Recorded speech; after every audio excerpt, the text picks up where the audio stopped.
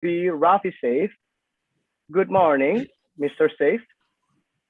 It's a pleasure to be here. Good morning. Thank you for joining us today.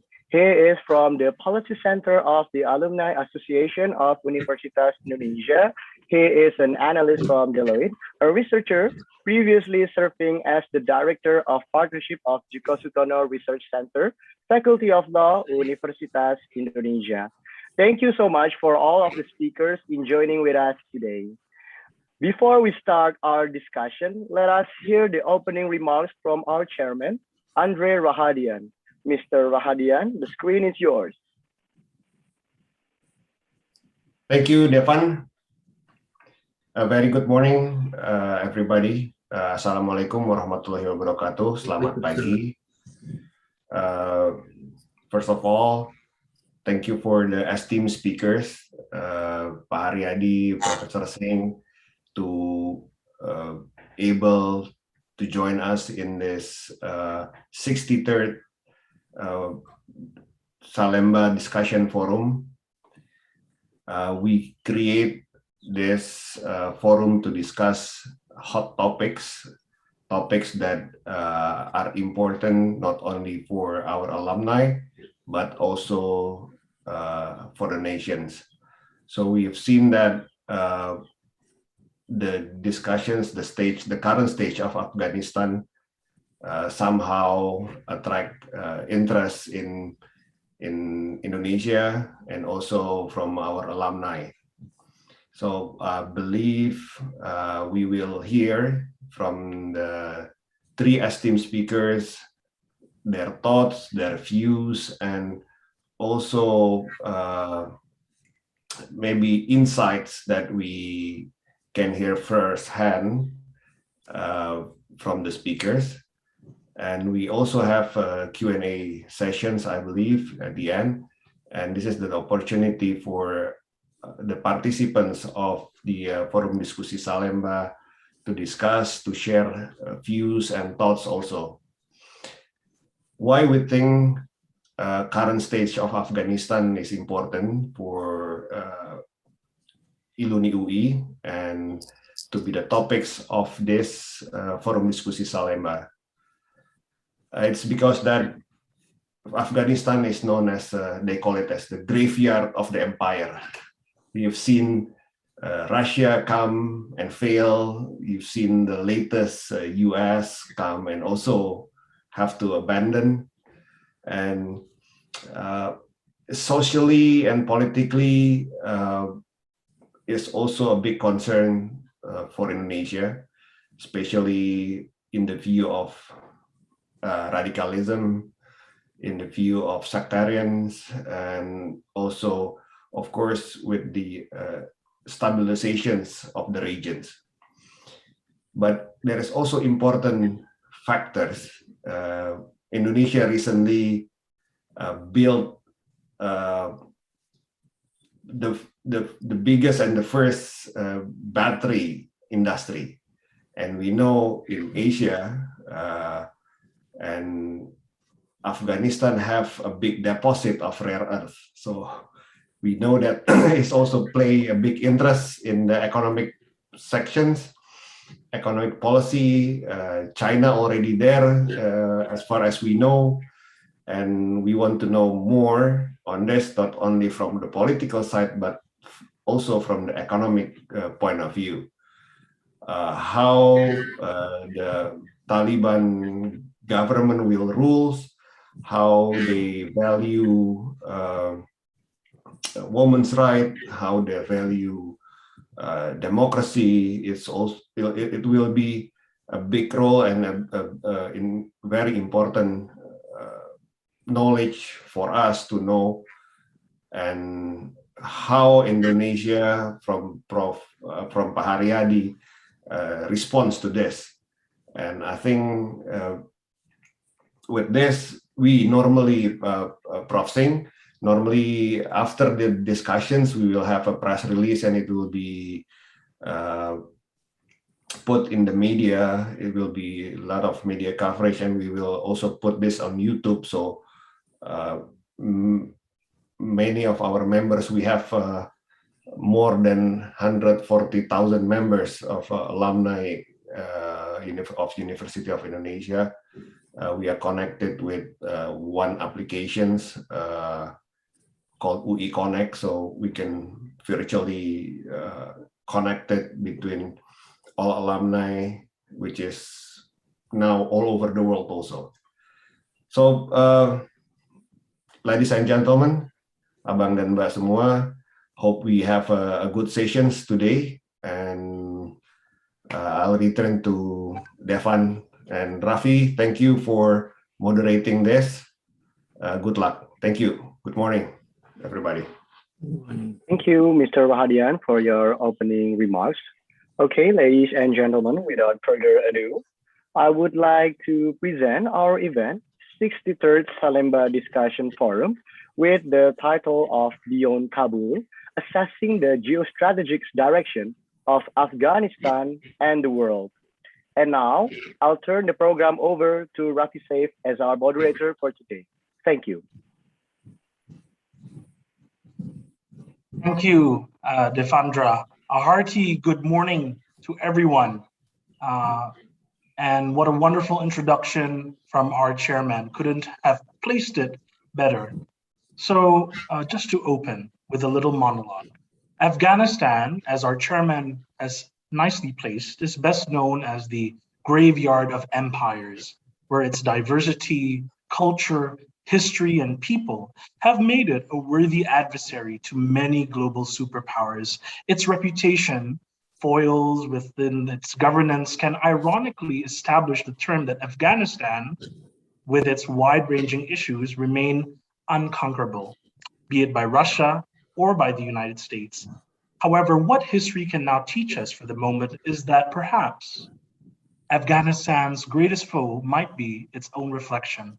With the Biden administration having gone through with the previous Trump administration's decision to withdraw, the international community has been left in a state of shock and concern, fearing for the collapse in the adherence of human rights, as well as for its economy, and the apparent sensitivity that Afghanistan may become a state that could stir the boiling pot of terrorism.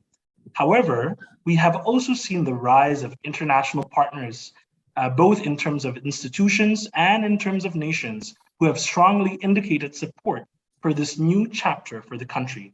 At either side of this complex prism of issues, what can be clearly understood in the situation within Afghanistan is that it will have an impact in the geostrategic as well as the political direction of the world.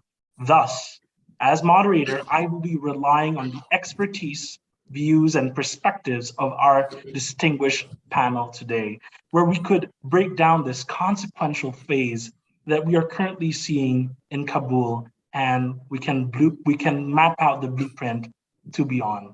So without further ado, I think I'd really like to start with Professor Singh, who I would love to hear views on the current situation on Afghanistan and its implication on geostrategic importance within the region. Professor Singh, you have the floor, or rather, as our MCF placed it, you have the screen. Thank you, Raffi Saif. Let me also compliment Andre Rahadian, who is heading this alumni association of such a large number of alumni of your university. I'm also delighted to see Dr. Virwan, who's formerly from my own university. I'm extremely happy to see that he chose my university to spend some time and do his doctoral research here. Also, great compliments to see that this is your 67th session of Salemba Discussion Forum. So, Salamat Siang to all, Islam Walaikum to all, good morning to my friends. And thank you for making me part of today's discussion on Afghanistan, because when it comes to Afghanistan, the voices from Indonesia, the largest Muslim country on the planet, are extremely critical for the rest of the world to understand. So I therefore also look forward to listening to some of your understandings on Afghanistan which is a closer neighbor to India, and of course, also closer neighbor in some sense to Indonesia. Since the topic of discussion is beyond Kabul, and we are looking at assessing of geostrategic directions that this could take from here for both Afghanistan and to the rest of the world, let me begin by saying that this whole period of 20 years, where this Afghanistan has been in that sense a difficult country for any imperial power, and I saw that Adrian Rahadian did mention of Russia, former Soviet Union, and United States, but even before that, British Empire had also burned its hands in Afghanistan. So none of the empires have been able to really go and enforce their writ in Afghanistan, which is a understood reality.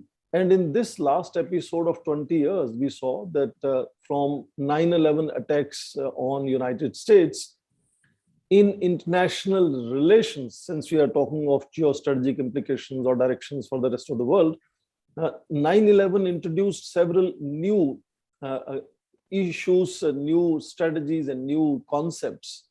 For example, concepts like responsibility to protect became important.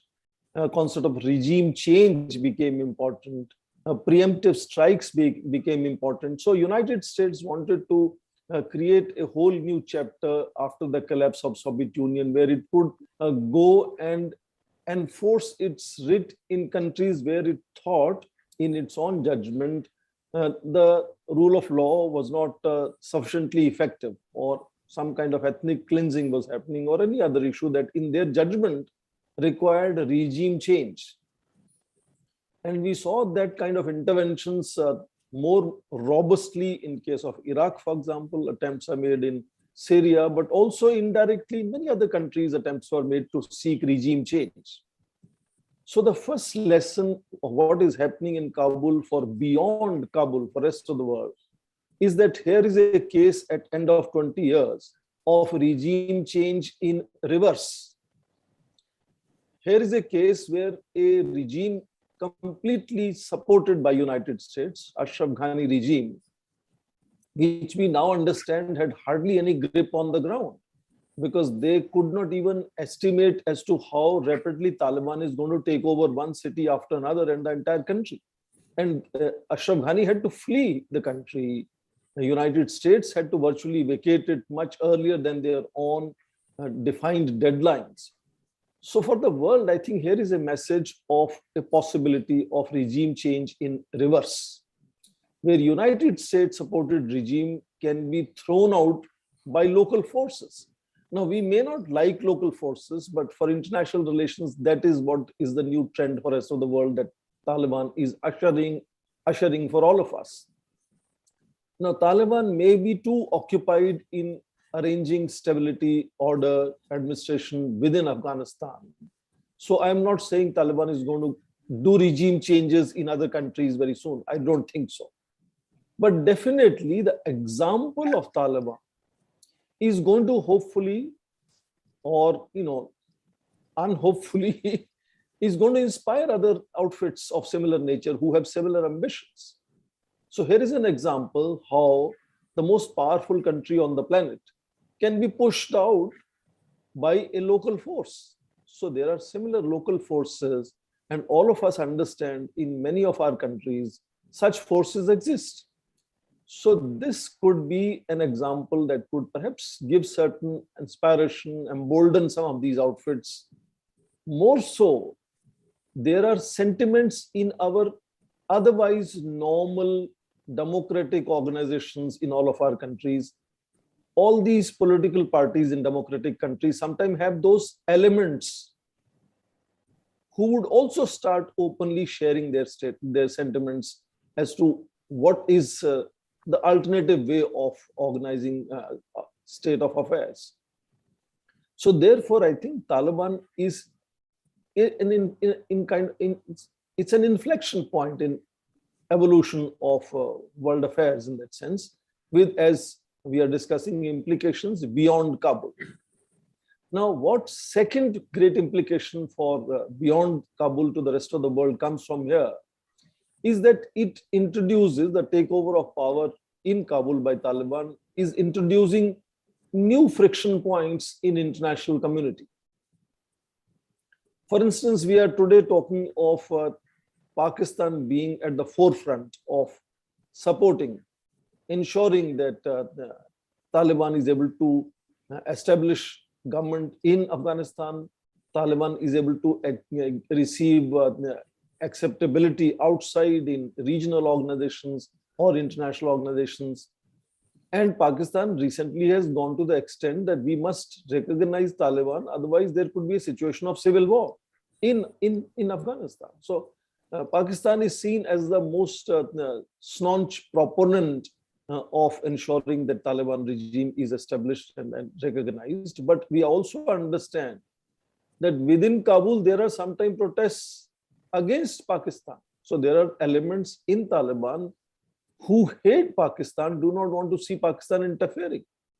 For example, recently, a spokesperson of the Taliban had said, we don't want to see Pakistan interfering in Taliban affairs. So even there is a friction point within the closest two countries who want to work together, Taliban on one side and Pakistan on other. The bigger friction points are now being seen between Pakistan and Iran. If Iran sees Pakistan to be virtually in charge or in control, and General Hamid has been often the person who's openly contacting and visiting Kabul. He's chief of inter-services intelligence in Pakistan, ISI. And he was there in Panjshir when the last leg of resistance was removed as per Taliban.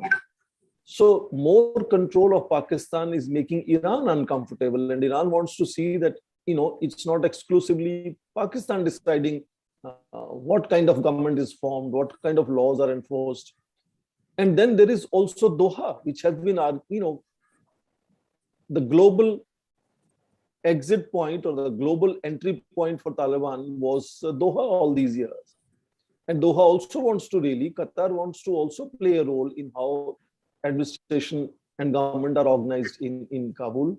So there are even the closest allies of or friends of Taliban, even among themselves, there are friction points. And then Russia is now trying to find some role for itself. We understand that Russia is right now negotiating that the Taliban government should have its first foreign visit to Moscow. So in that sense, there are different shades of engagement with Taliban among the friendly countries to Taliban. China is another country which Taliban keeps saying is a great friend of Taliban.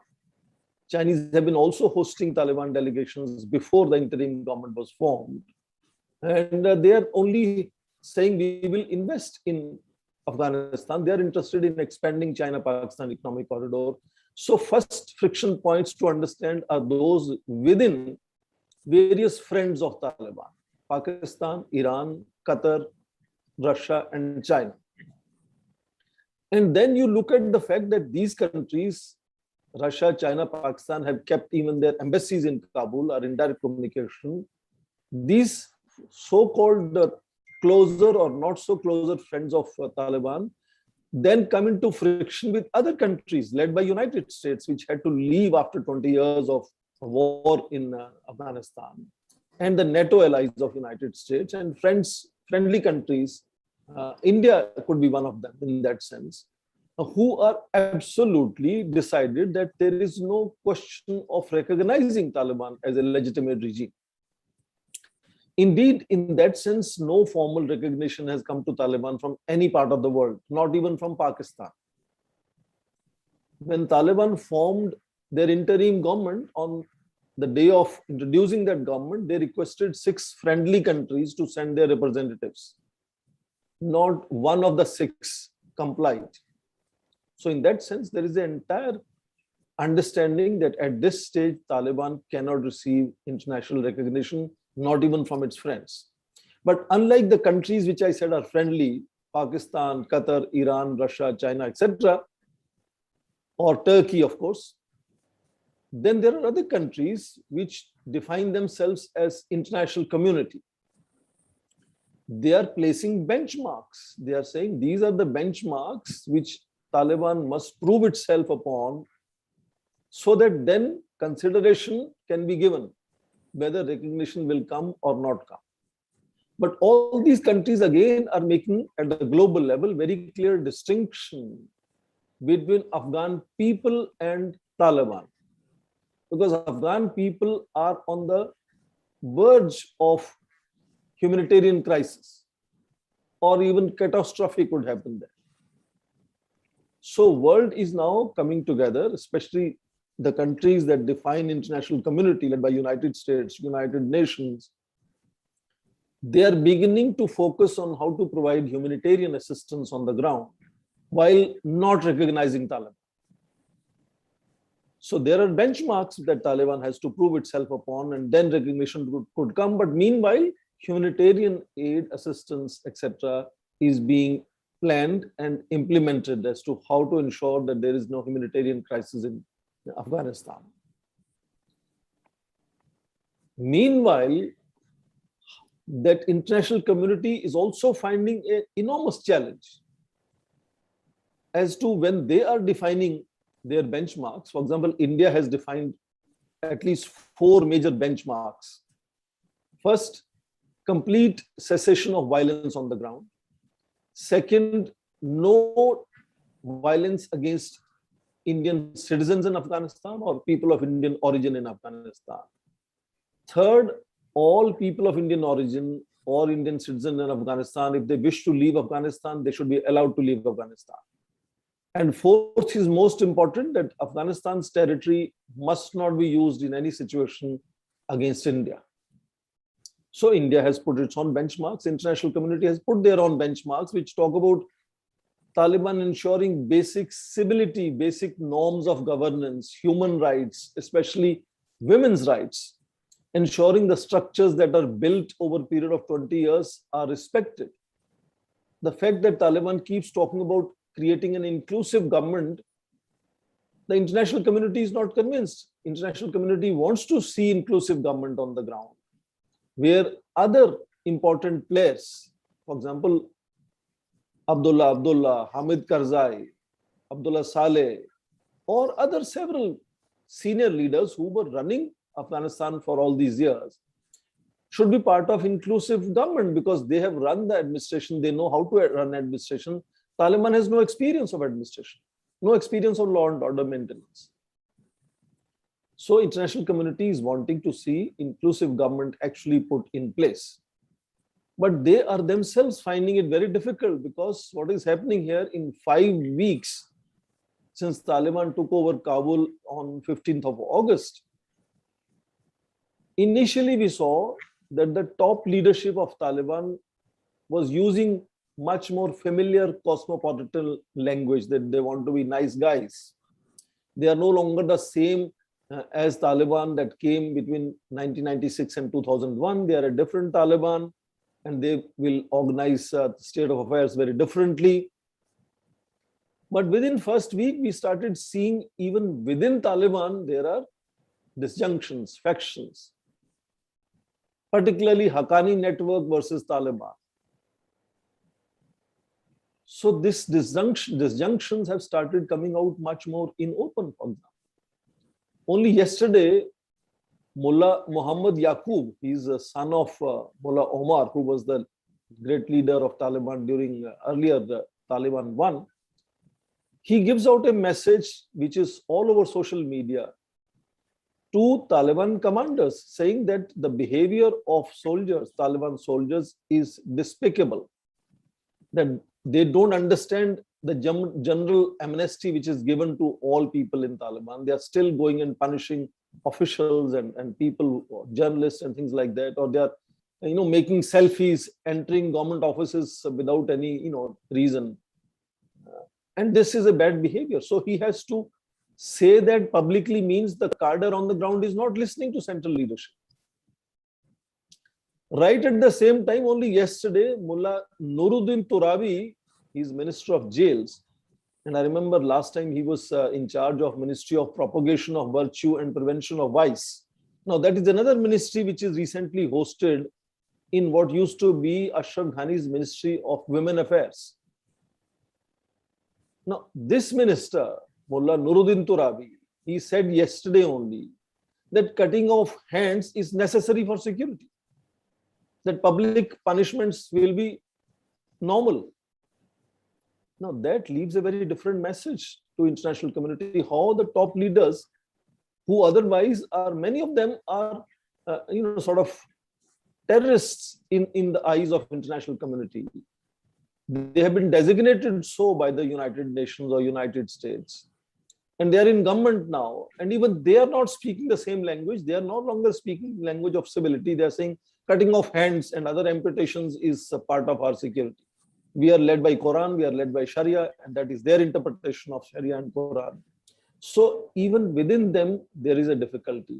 Likewise, for example, on 18th of August, soon after taking over Kabul, the Taliban spokesperson, Zahiullah Mujahid, had said very clearly that international community stands assured that Taliban will not allow production or export of any narcotics. Now, only 3 days ago, on the west coast of India, in a province called Gujarat, from where Indian Prime Minister comes, India has captured a ship carrying narcotics worth $300,000 US. 3,000 kilograms of heroin has been captured coming from Afghanistan. That is partly because 80% of Ashraf Ghani government's budget was based on foreign aid. And if Taliban has to run the country, they cannot run it based on 20%. Even that taxation is not being collected very effectively. So they have to go back to what they did all these 20 years, produce narcotics and export narcotics. So the longer it takes that international community and Taliban are not able to develop some kind of an understanding, the more difficult it is going to become. The instability will lead to more and more frustration within Taliban. Taliban factions will start fighting. Pakistan is already talking of civil war being a possibility in Taliban-controlled Afghanistan. Now, more interesting is that in such a situation, the foreign guests, you saw in 1996 to 2001, Taliban had hosted some interesting foreign guests. Al-Qaeda, Islamic State is already there. The Khorasan province chapter that had detonated human bombs, 2 human bombs on the 26th of August. I dare say that country like India is also considering whether outfits like Jaish-e-Mohammed could move to Afghanistan because it's easier to operate there compared to operating from within Pakistan. So in that instability in Afghanistan, internal disjunctions will become much more obvious. External guests could come and arrive there. And that has much deeper regional implications. If nothing else, at least refugees. And many of these refugees then will also be people who believe in Sharia the way Taliban believes in Sharia. So that is going to create much deeper disorderliness for entire larger region. And we all understand today that refugees these days are not only shifting to nearest country. Dr. Veeravan just mentioned he's a former student from my university. Afghan students from my university, some of them are in touch with us. They in last days had to leave any flight they were able to get. Doesn't matter which country it is going to. So you see, refugees these days are not only going to neighboring countries, they go to any country. So in case of civil war, we will see Afghan refugees going to all over the world. And not all of them will be innocent and nice citizens. You could have also dangerous elements moving along in those trail of refugees for the rest of the world.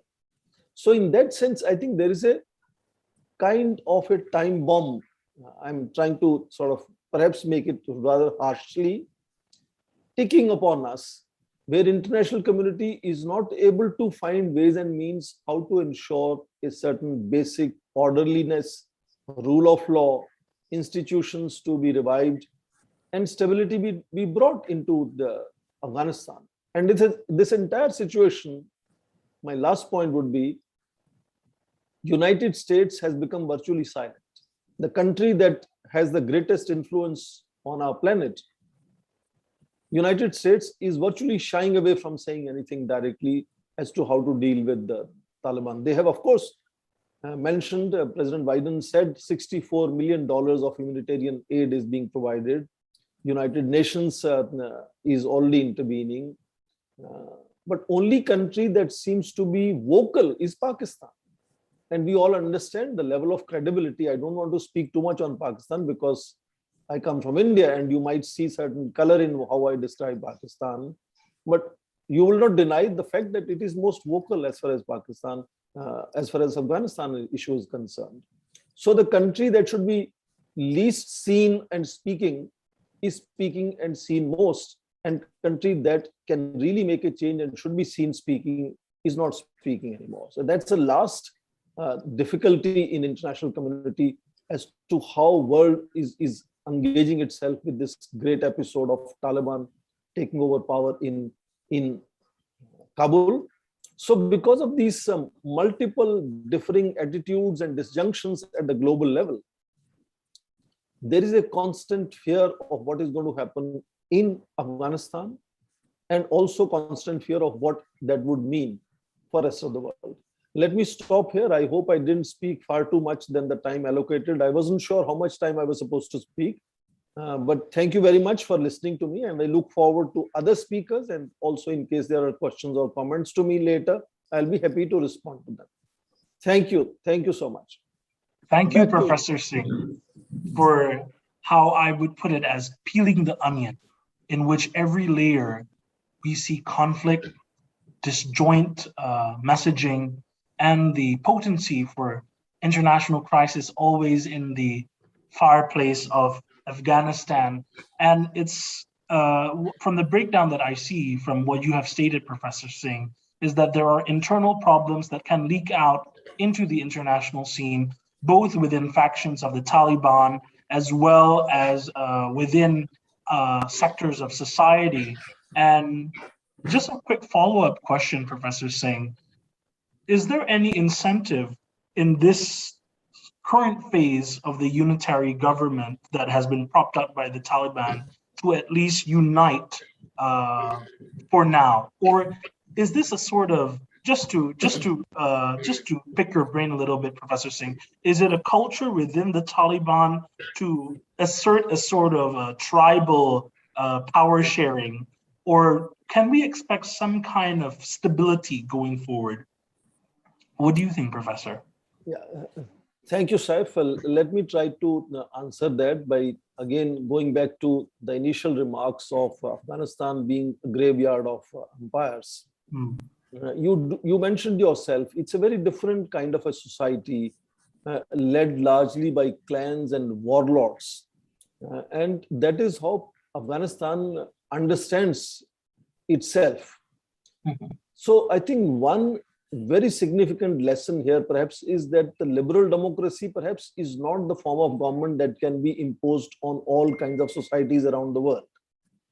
Different societies have their own ways of organizing their decision making, their provision for minimum basic rights to people. They have their own ways of prioritizing those issues.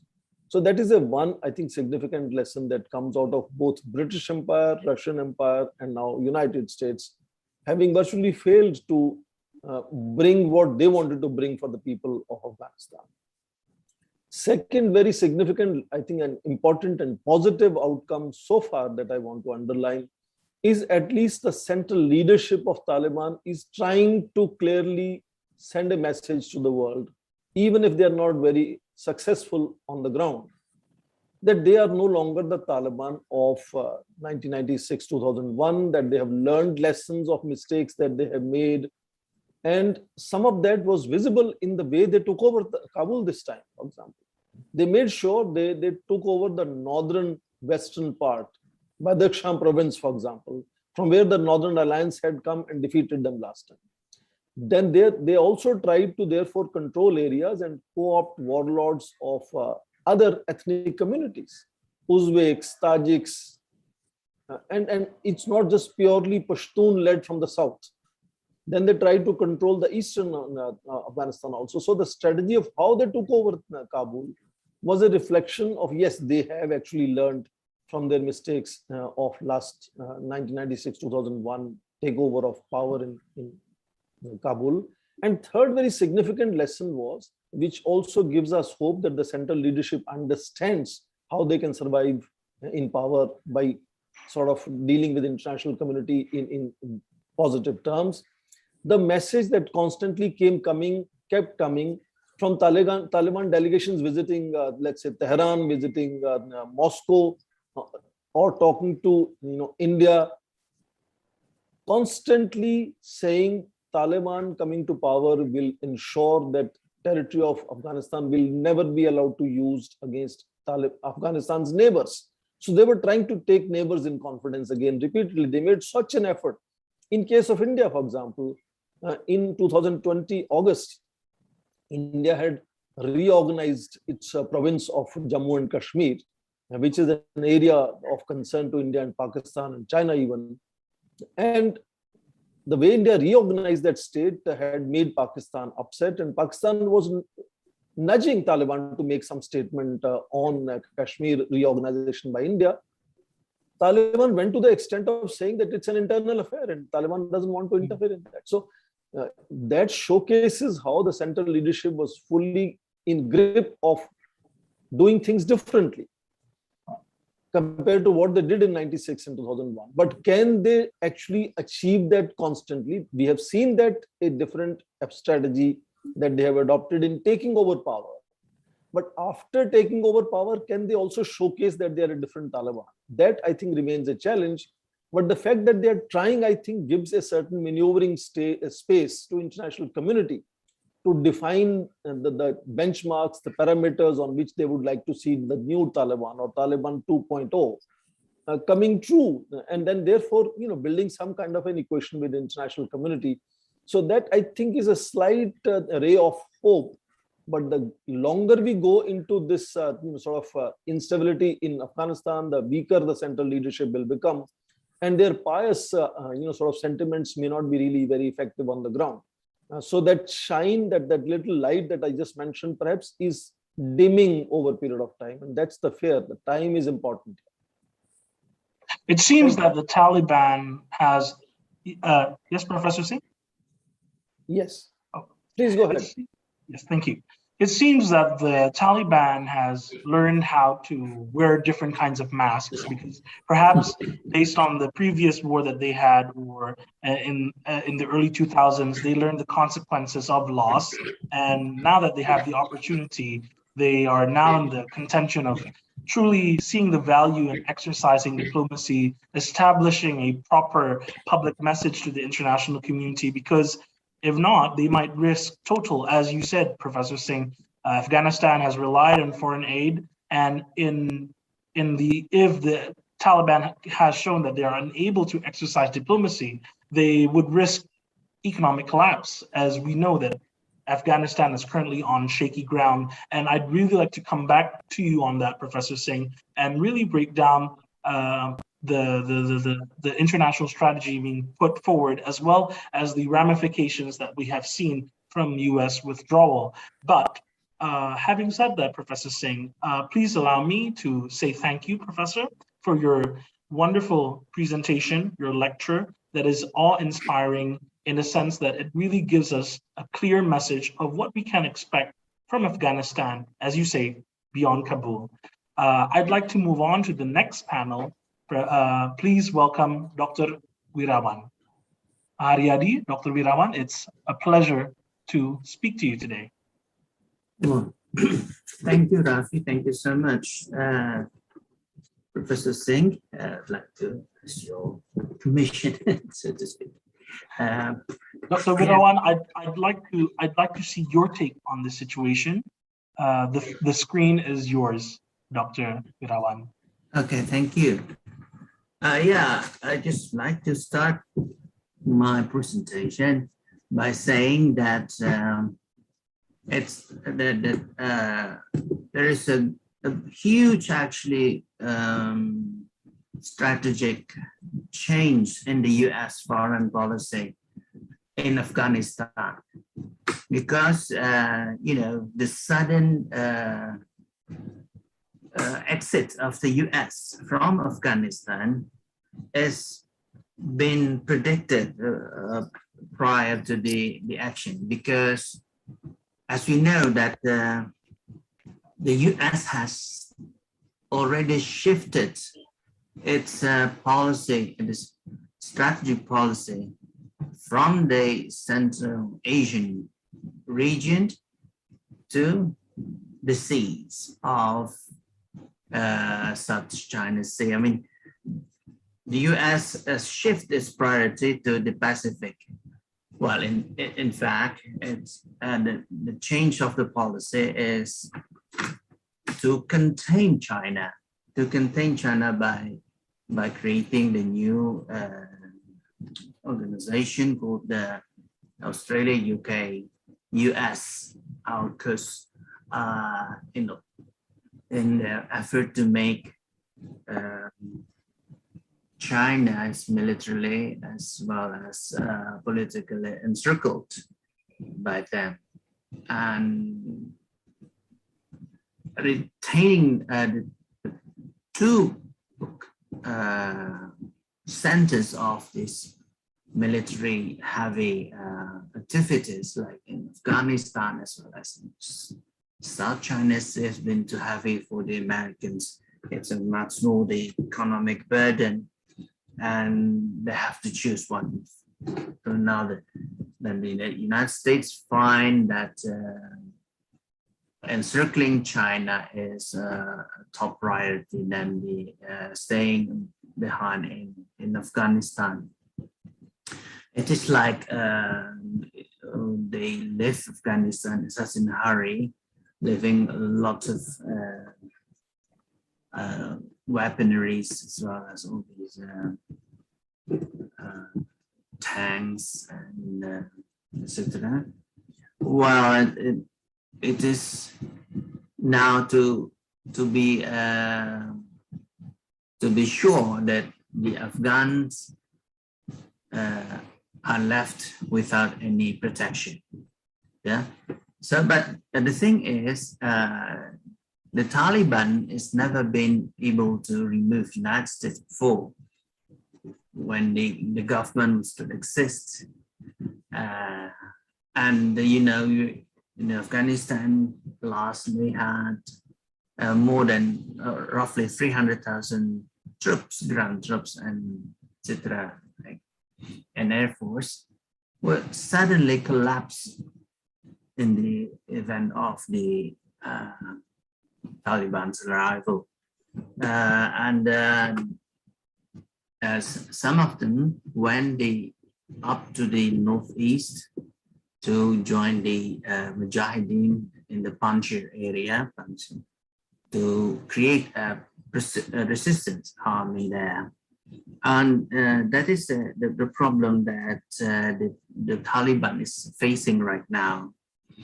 And because of that, Taliban will be focused on all the policies that will not, as Professor Singh said, will not return to the 1996-2001, which violently break the human laws, human factor of the human society. And then this is true that Taliban will be less violent to survive in the new regional setting, because the former support of Taliban in the past during the occupation of the Soviet Union is actually the United States. And during the occupation on the presence of the United States, there are some elements within the Central Asian governments to support the Taliban in a minimum way. And China does seem to take care of the Taliban regime. Well, of course, China has asked the people of Taliban to actually detract from violent governments and trying to provide all the necessities to the Afghan people, especially the Taliban, as to enable the Taliban government to govern Afghanistan. Oh, what is this?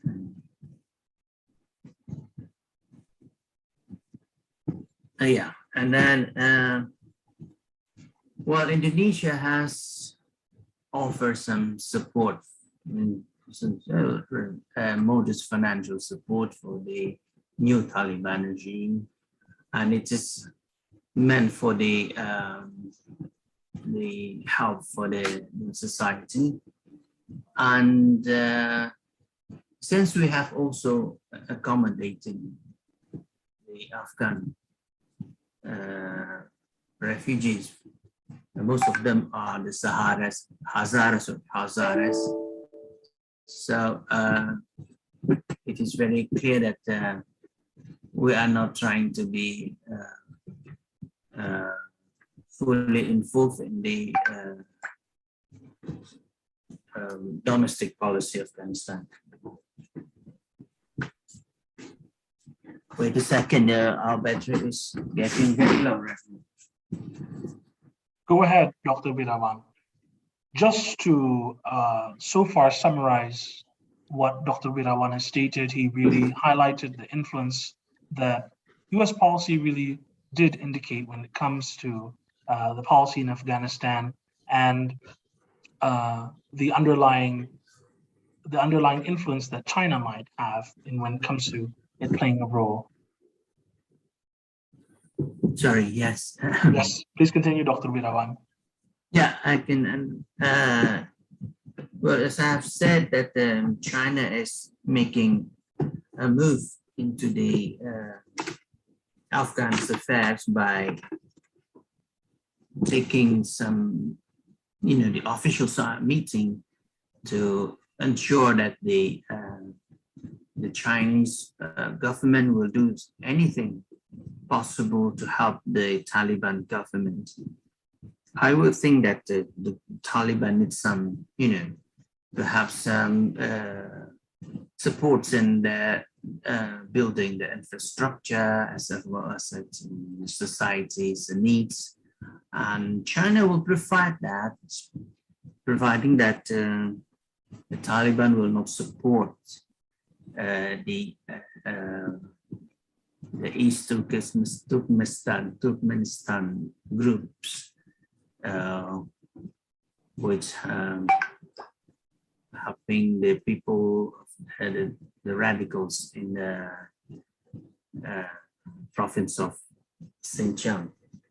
And it's always been very clear that the Taliban will try to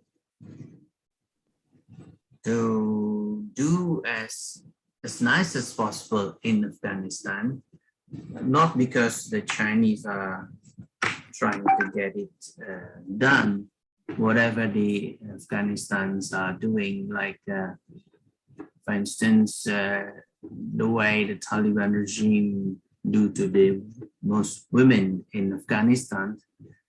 But it's just like, and China would like to ask the tit for tat policy that China would then do whatever they can do to try to get people in Afghanistan have a normal life. China will also benefit in the business of extracting mines that and other resources from Afghanistan that would enable China to build contracts with the Taliban to enable the industry to running. And this would also been very difficult for Afghanistan to do whatever they want. Like in the past, in the year 1991, 2001, and 1996, 2001, when they have brutally do whatever they want to their people in the country. Now Taliban with the internal factions which are not very good one to another is also facing problems with the society. That's why women would still demonstrate as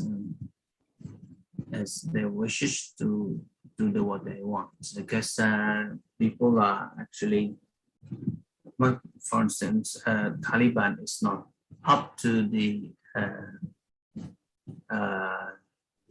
ability in getting the society fed, yeah, and countries surrounding Afghanistan, especially Arab states, now have taken a much more moderate stance in the domestic setup. Countries like UAE, even Saudi Arabia, Qatar, and Bahrain now is much more. In fact, you see, like Sudan, it used to be a very conservative Muslim country, had shifted into something much modern, and Sudan now has open diplomatic relations with Israel, and it is also tried to get something that the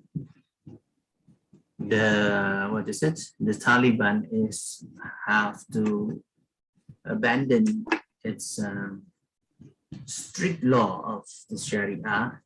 Well, again, like Professor Singh said, that within the Taliban structure itself is some huge differences now. The lay people in Taliban units may not be synchronize its policies with the leadership of Taliban and do the thing that they want to do, and which is very worrisome, because it seems like there is no control over the whole country of Taliban. Yeah,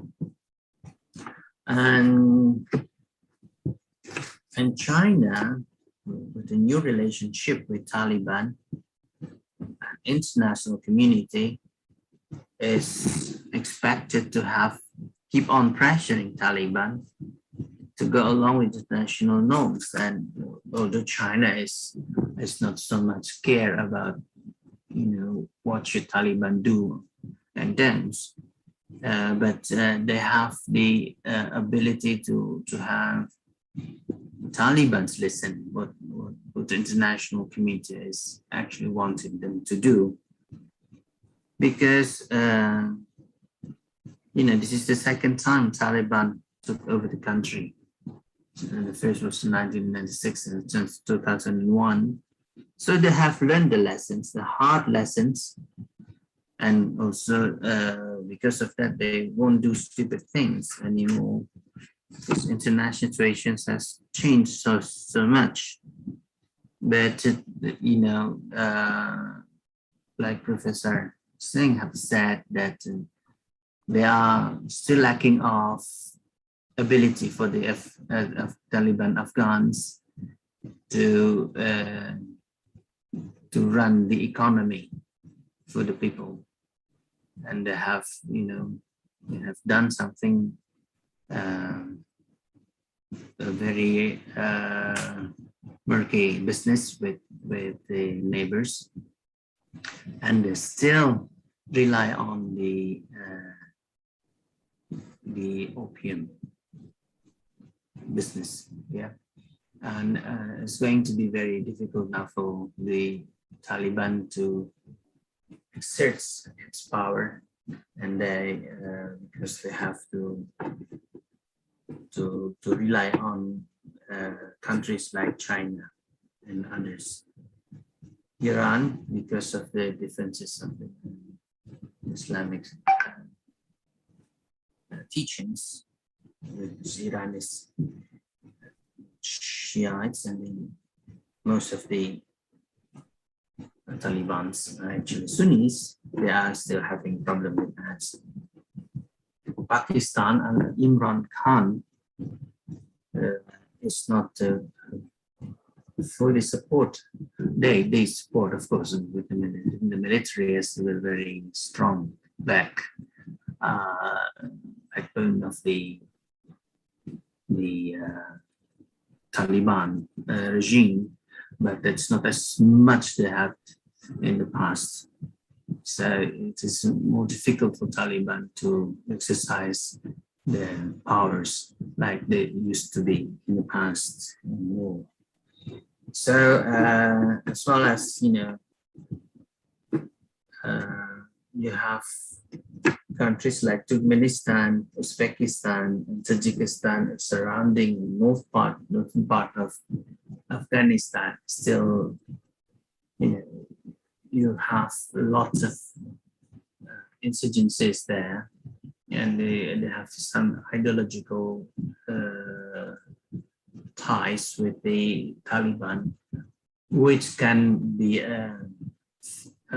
threat to the Chinese Uyghur, which is why the Chinese are trying to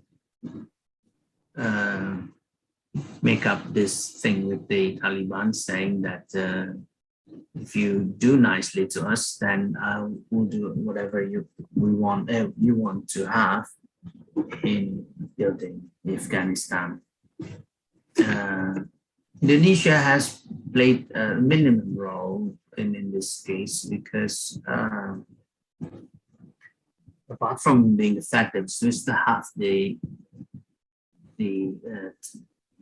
Afghan refugees, the Hazaras, but we don't want to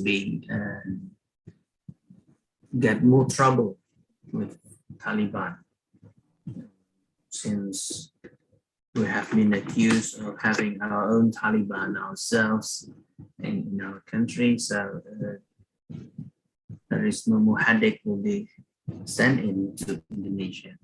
So there is,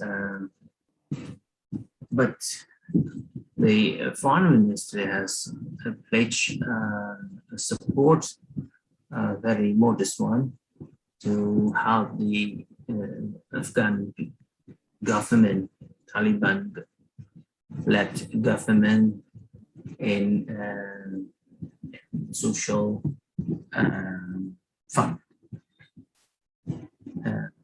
I think that's the thing that I have to talk about. Then I'll accept some questions after this. Thank you so much. Thank you, Dr. Wirawan, for an enlightening discussion, beginning with the many roles that the global powers have played, from the US, from the neighbors that we see around Afghanistan, and of course the ever-looming influence that we see from China. Just a quick follow-up, Dr. Wirawan. Recently, China has communicated to the Security Council that they wish that the economic sanctions that have been placed on Afghanistan be lifted, and that China urges that the IMF and financial institutions presently give Afghanistan economic aid. Is it fair to characterize that, based on your statements as well, that in summary, China has seen that Afghanistan is an opportunity as a market, as a political proxy, and as an economic as well as social partner that could actually bring forward China's newfound interest in actually nation building? As we see in Africa as well, China's hand is gripping ever more tightly. Is this a fair assessment? And should we actually lift economic sanctions on Afghanistan? Yeah, I think what you've said is fully true. It's truly right, because China would have on the first priority is that there is no such problems in the northwest area of China, that is Xinjiang. The movements of and infiltrators from the East Turkmenistan movement has always been a headache for the Chinese authorities, and they want somehow Taliban would persuade them not to do that again. But again, China has also something in their minds that they would create a new Afghanistan, which is like you said, Rafi, they actually want to have. I don't know whether they could do that.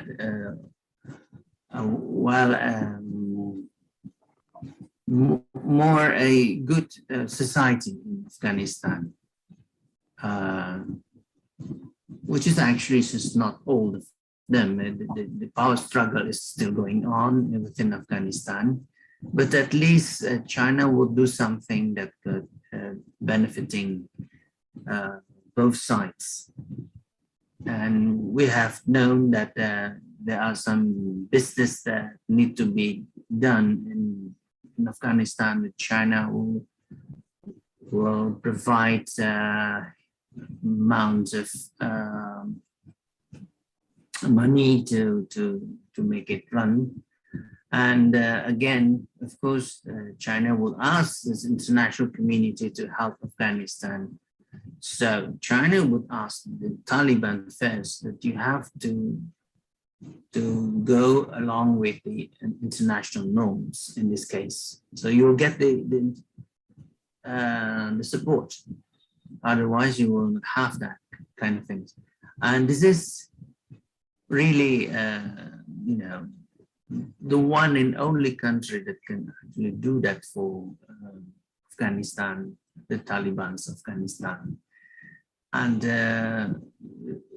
because the US is completely out of sight in Afghanistan, there is no way for the other countries like Western Europe or anything would put their hands into the Afghanistan affairs anymore.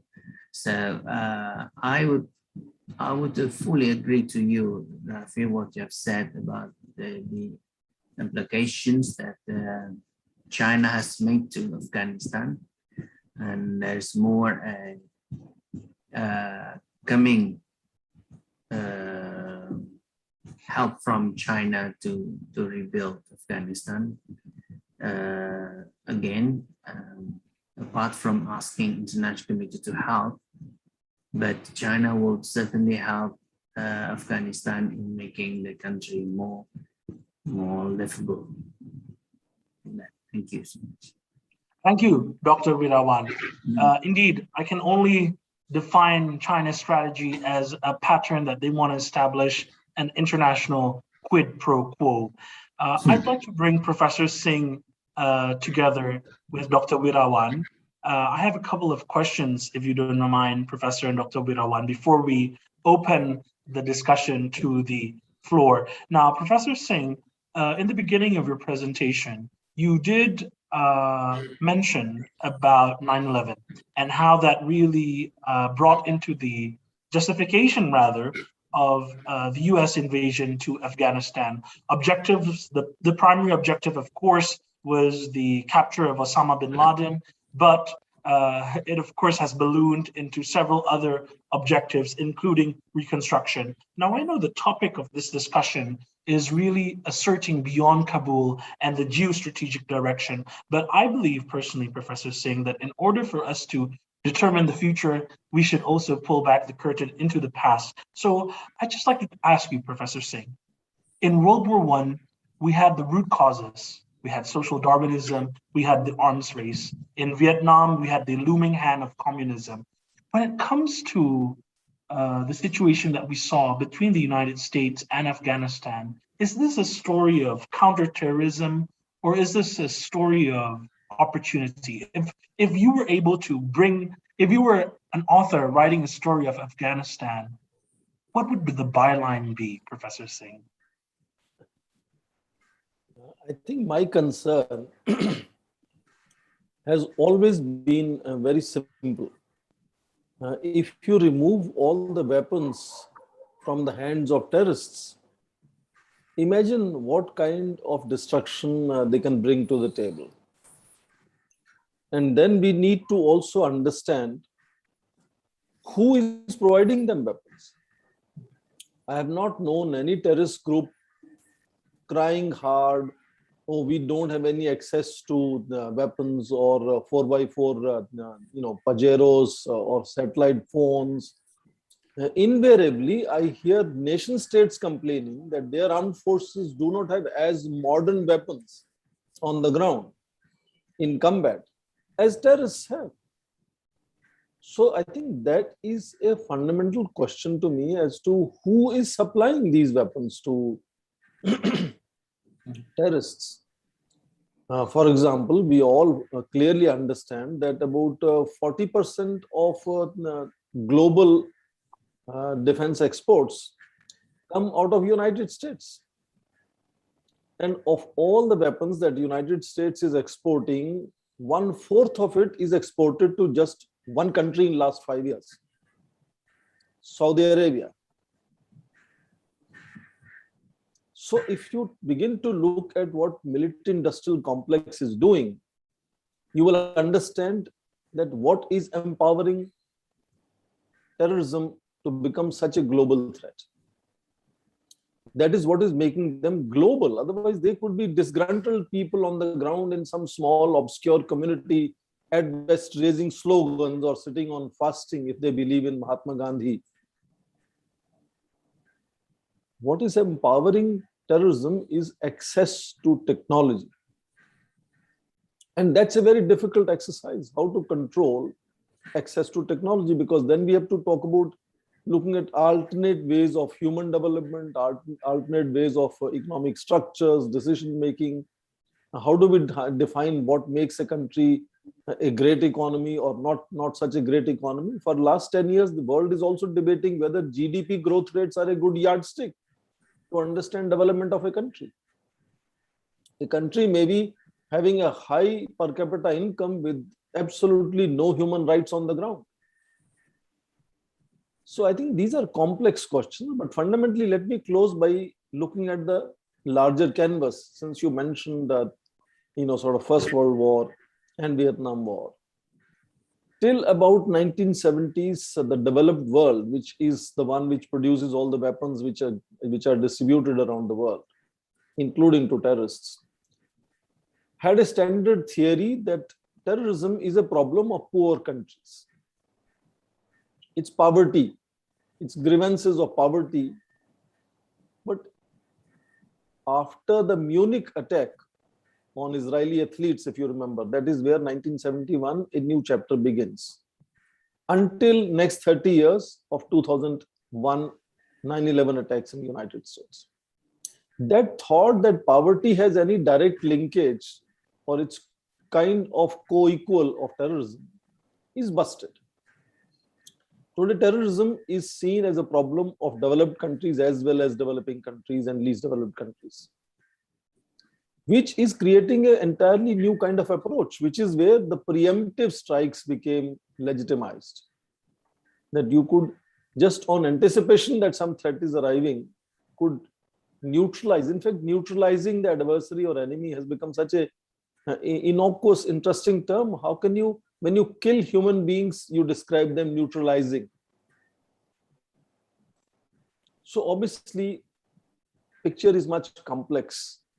It's not easy. It's not just to say, okay, one side is all bad and other side is all good. It's a complex picture where developed nations themselves have empowered, emboldened some of these terrorist outfits, maybe directly, maybe sometime indirectly.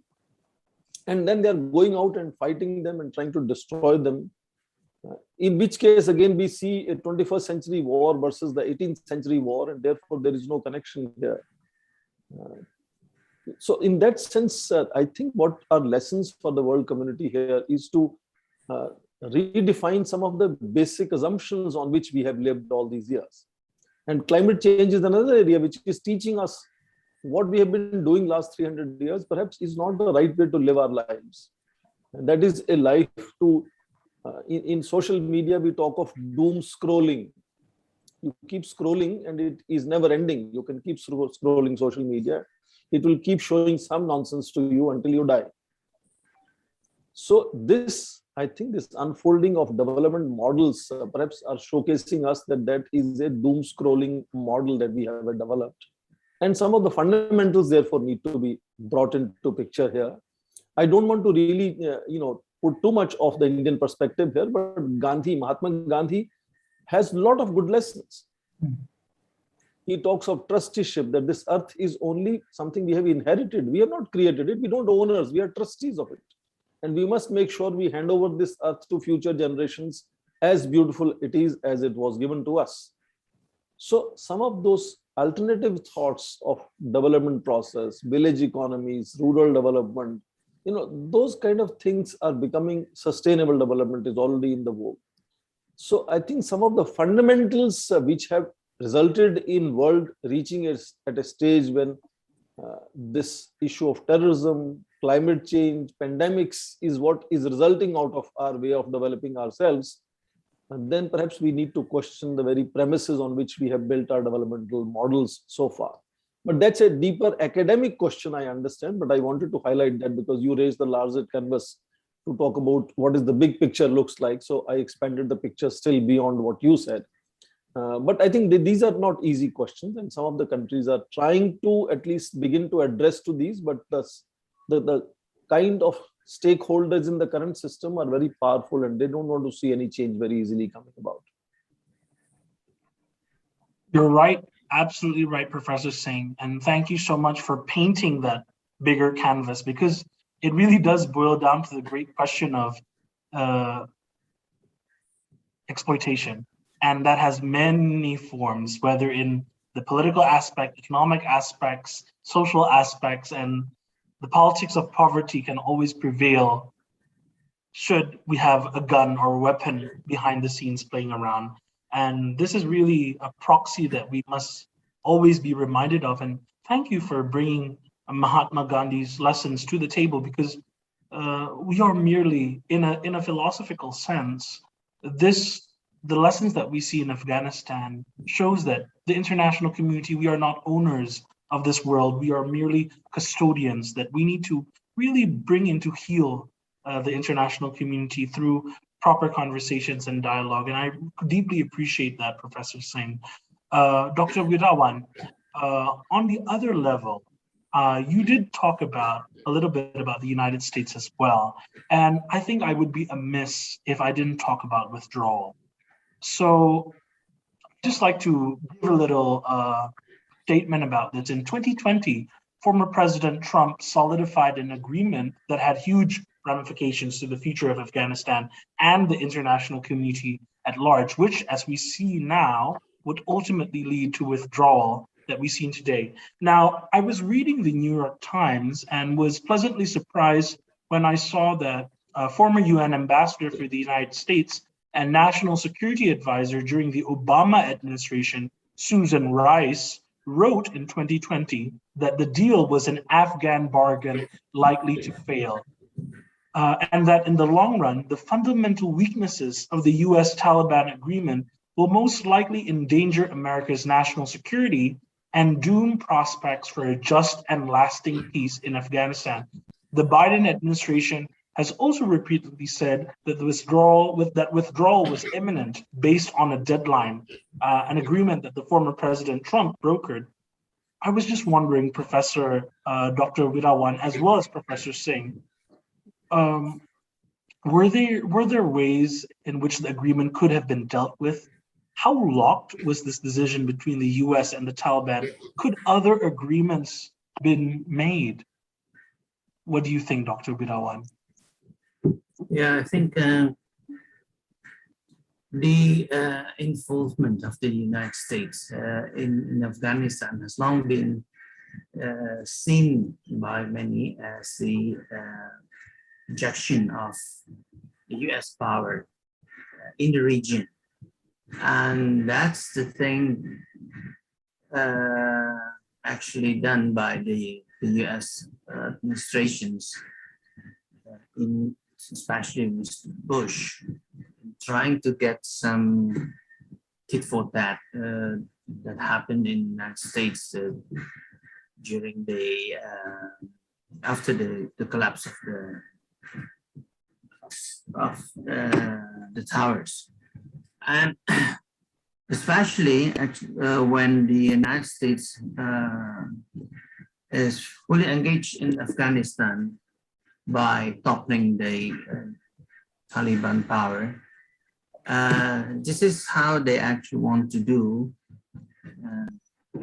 That's to show that the United States is still able to do in a very particular way, that is the use of force and removing the governments. And at the time, they would like to show in the area how powerful their might be, trying to get something out of them. And not only the benefit of it is to rearrange the political situation in the area.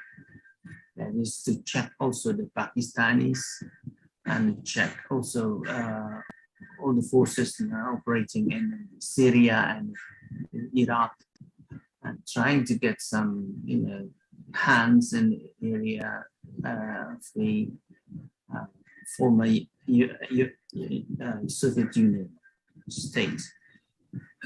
And that is why the United States is trying to get some problems, because especially under the Bush administration, they're wanting to get people in the area understand what the US actually asked for. The US asked for the dominance in the area, and trying to get some power base in order to make sure that insurgencies, as well as countries like in China or in Russia, will not longer so playful in the area and trying to get its dominance in the area. That is why the United States is trying to hold on its power in the area for so long, and it turns out that the area didn't give much benefit for the US until they find that some other things need to be addressed more than this area, and that is now that the competition between the United States and China has become so tense that they are probably put more resources in that area rather than keeping all the old things at stake, because the United States is now really aghast with the fact that China has become so much powerful, not only in terms of economic, but also militarily. And the United States has to move its policy more into challenge the Chinese capability by, for instance, I have mentioned before, creating the new alliances in some parts of this world. And for that, they have to shift all the what was it? All of the occupational threats that they have, occupational areas, which is spend so much money on that and move it into something else, which is like the for instance, even in the Europe, United States has so much reduced its presence and trying to get UK and Germany will take on the business, and now it seems that with the economic imbalances within the United States and China, US will trying to get something more easier to be hold on in its military supremacy in the world. I think it's that. Thank you, Dr. Virawan. I'd just like to add, Professor Singh, because I've been examining the US response after withdrawal, and I must say, in my personal opinion, it's a little bit lackluster. President Biden has stated that the point of their invasion of Afghanistan was for the capture of Osama bin Laden, and that nation building was never on the cards. He's also said that they gave the Afghan people every possible incentive, facility to fight, but, and I quote, but what they could not give was the will for the Afghan people to fight. And Secretary Blinken has also stated that the future of Afghanistan stands between the decision and primarily in the values of the Afghan people. Is this, in your opinion, a fair characterization of how the US has handled the withdrawal? And what do you think of this, Professor Singh? Thank you. I think we have to begin with what made United States come into Afghanistan. The 9/11 attacks on United States were unprecedented, and United States obviously had little inkling of that happening to them and had no clue how to deal with that. So to begin with, the attack on Afghanistan was a knee-jerk reaction of United States. They had to do something unprecedented to reclaim the confidence of their own citizens, but more important, reclaim the confidence of their allies. Because if United States can be hit, allies are no longer secure. So to begin with, the attack happened before they could even calibrate why the attack was taking place. So it was gradually unfolding, peeling the onions, as you mentioned, that they decided to gradually find explanations as to why they were in Afghanistan and how they will actually orchestrate that. Soon they worked together with Northern Alliance and some of their local friends and managed to remove Taliban. Meanwhile, you notice from 2001 to 2003, the focus of United States had already shifted to Middle East, to Iraq. So they had downsized their presence in Afghanistan briefly to put full focus on Iraq.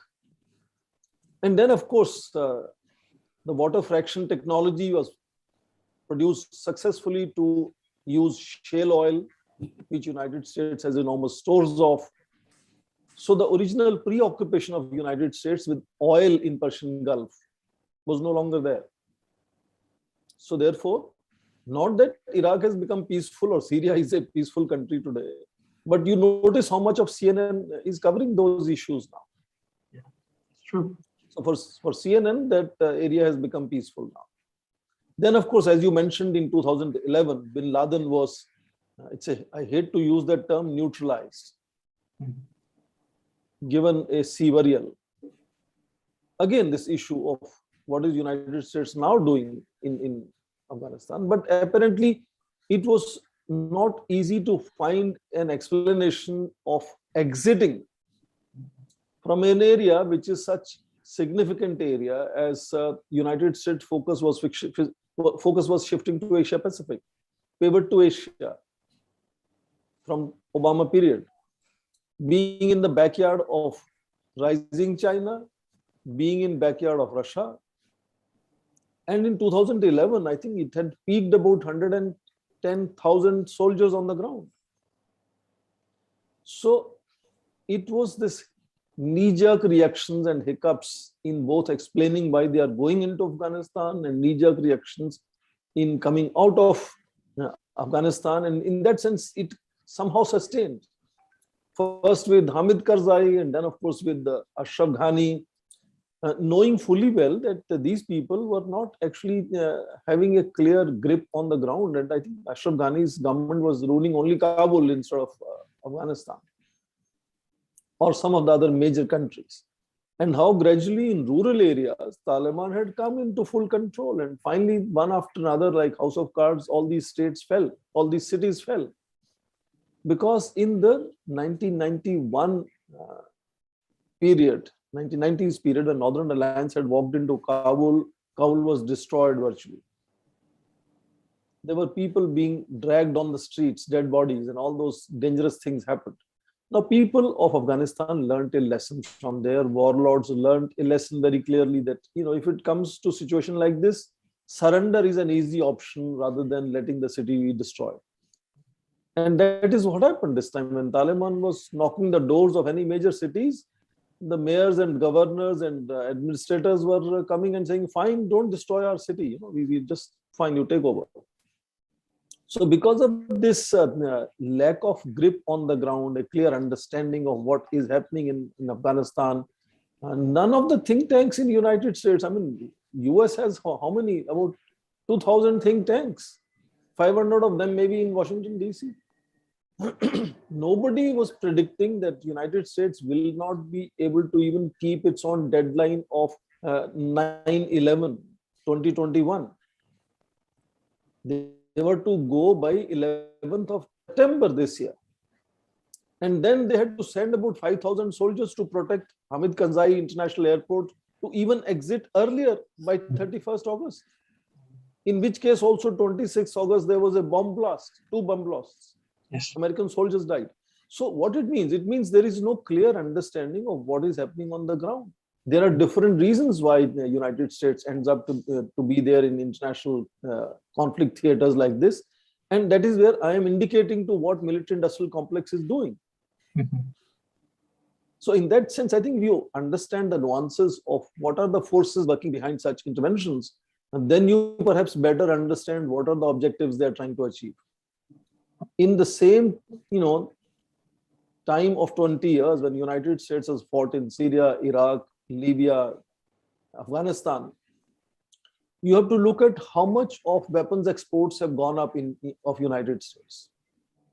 How much money they are making by selling weapons, which is a fair deal. It's a free market economy, and anything that gives you profit is good enough. But it has repercussions.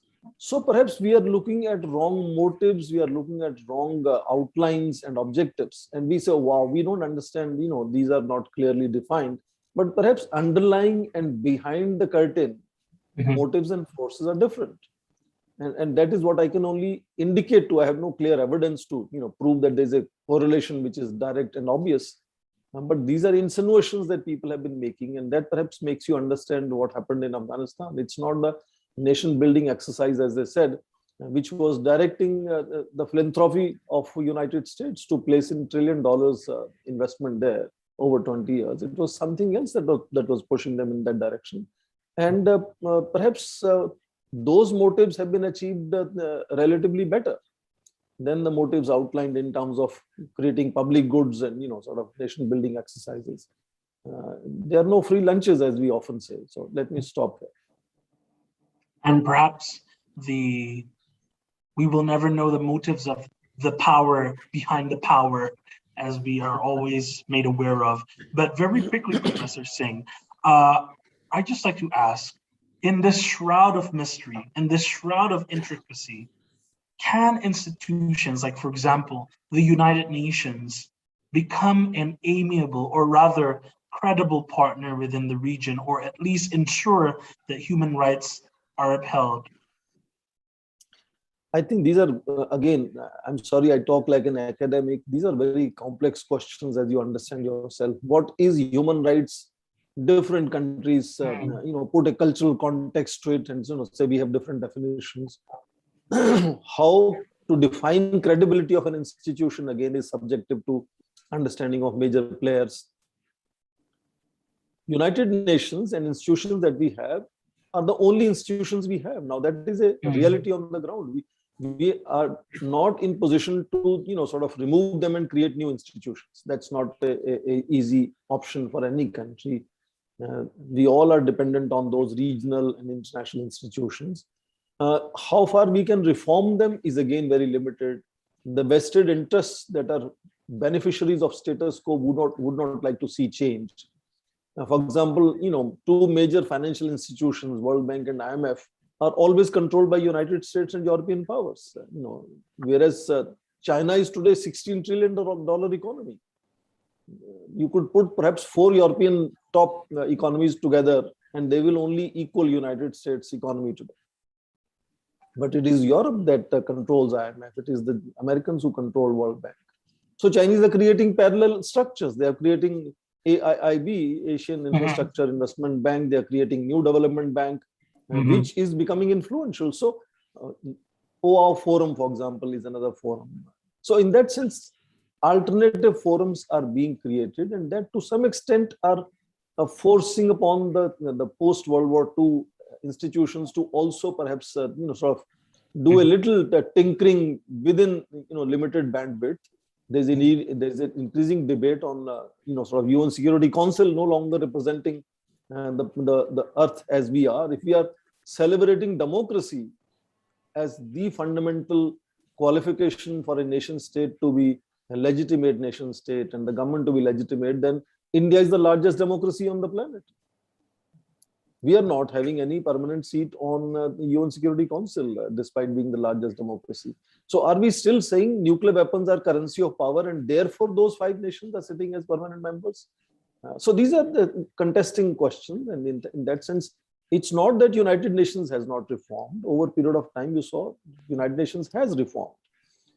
So from 1945 to 1960, as the membership had doubled from 50 to 100, UN Security Council expanded its membership.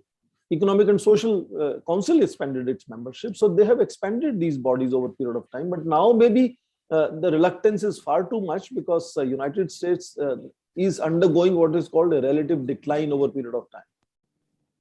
And that perhaps makes them far more reticent in accepting any change, which they think will erode the kind of omnipresence and omnipower of United States and its friends and allies who are working with. But even with friends and allies, I mean, you see how Europeans are sort of often disgruntled, particularly during President Trump era.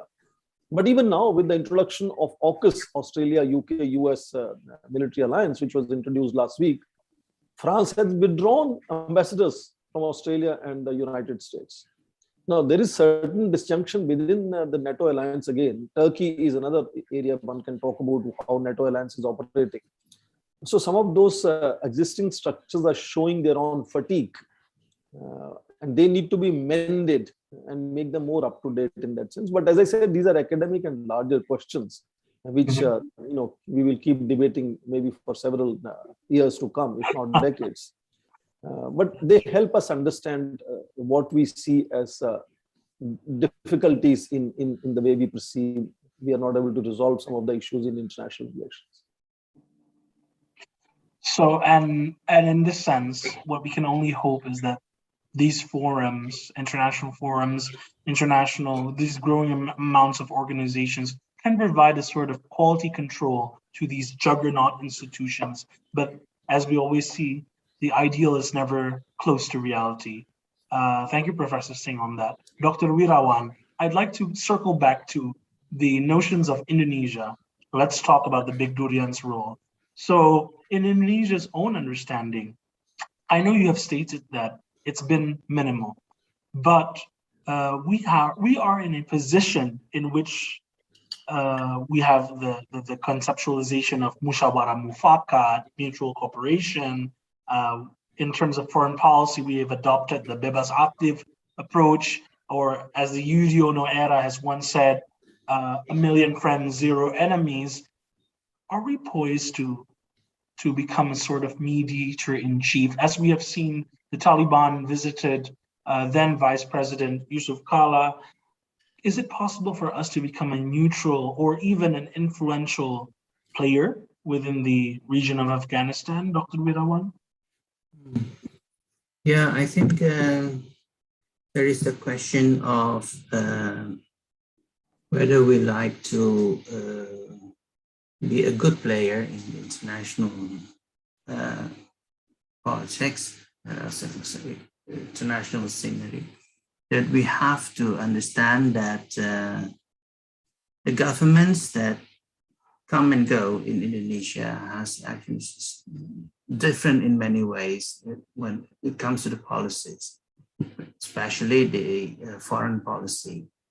We don't have a very, one-line policy that is strict to our constitution. But we are swaying around to the left, to the right, and trying to get some benefits out of the situation that we are facing. And that is why it looks like our foreign policy is very much inconsistent one to another. And we like to say that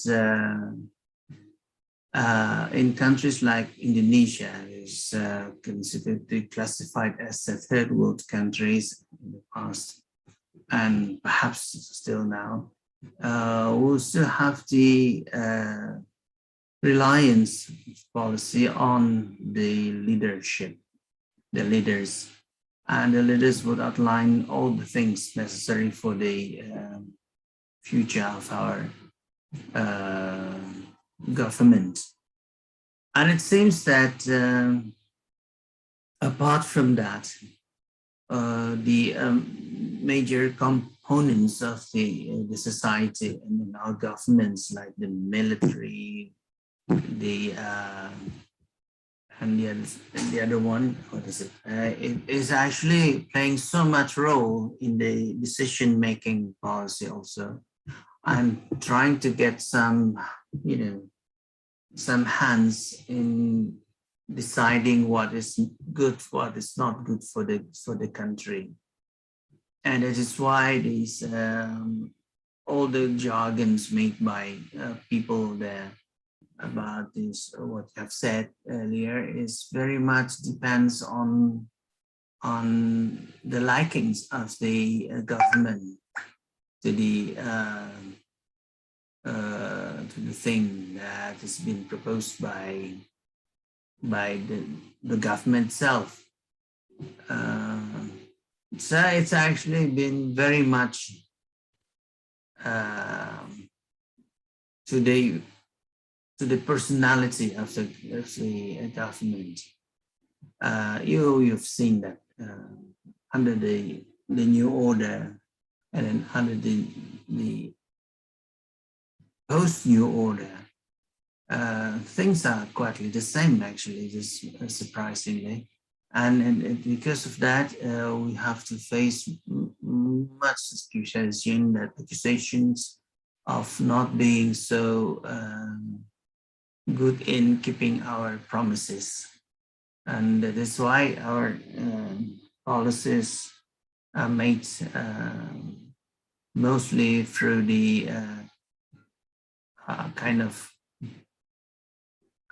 promises, that is, and jargons that need to be looked at, because this is why our government also seems to, is not that's as correct as possible when it comes to governing the states.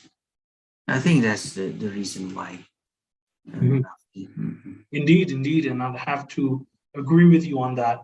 Now, I have a million questions for Professor Singh and Dr. Wirawan, but I would be at a loss if I did not open the opportunity for the audience, members of the audience, to give their questions. So I would love to hear the thoughts and aspirations as well as questions for the distinguished panel. And we're opening a question and answer session. So if anyone would like to ask, please feel free to unmute. Silakan jika ada pertanyaan untuk melakukan unmute dan silakan bertanya.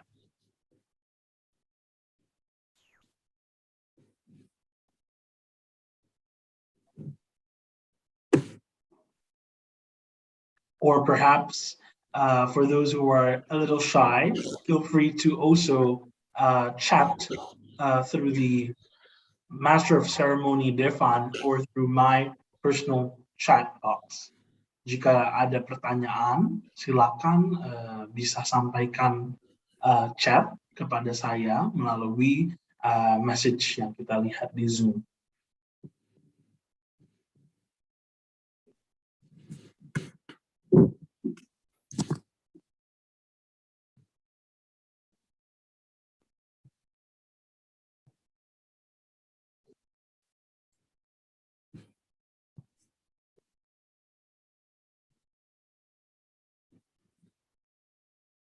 All right, we'll give people a chance to develop their questions, and in the meantime, I'd like to talk about the perhaps broader role of Southeast Asia.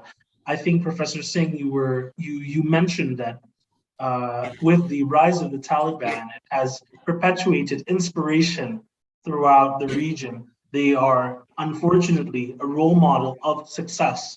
If we were to create a benchmark, they would definitely be a case study of a rebel group or even an organization that was able to push world powers out of Afghanistan and assert authority.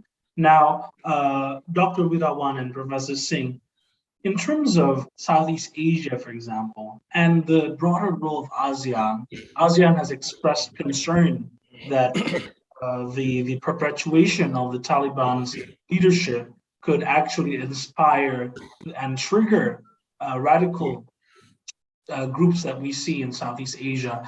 How would you respond to this, and what would be the proper response for Southeast Asia? Professor Singh, could you care to give your input?